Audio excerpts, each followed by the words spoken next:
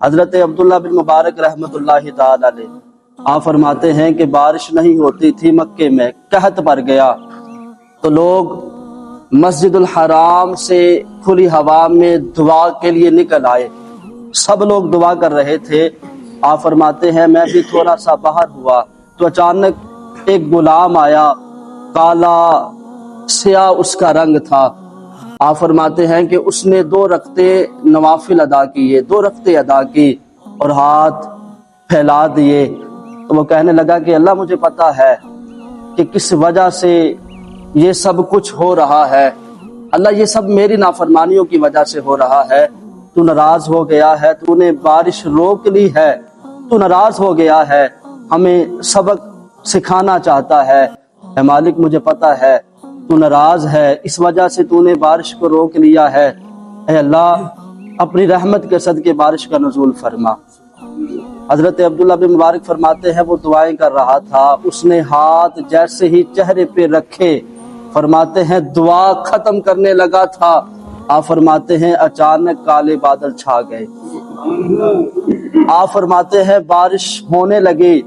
آپ فرماتے ہیں میں اس کے پیچھے ہو گیا، میں نے اس کا تعاقب کیا، اس کا گھر ڈھونڈا، اسے تلاش کر لیا۔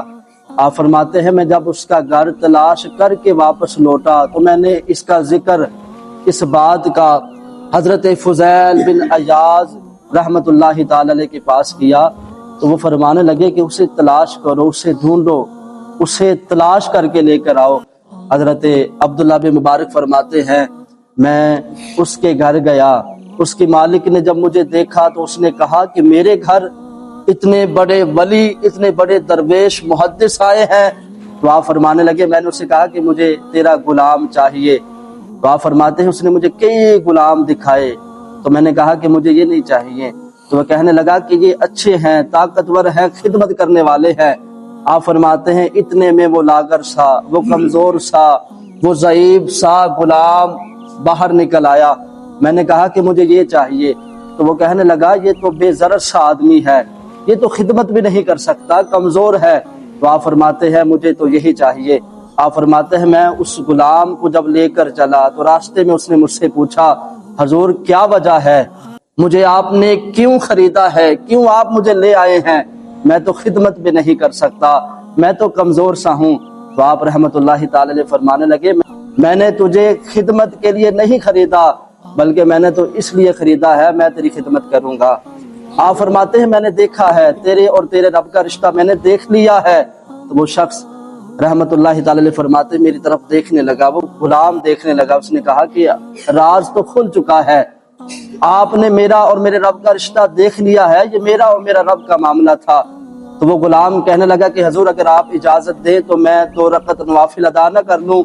تو میں نے کہا کہ ٹھیک ہے آپ 2 نوافل ادا کر لیں۔ حضرت عبداللہ بن مبارک فرماتے ہیں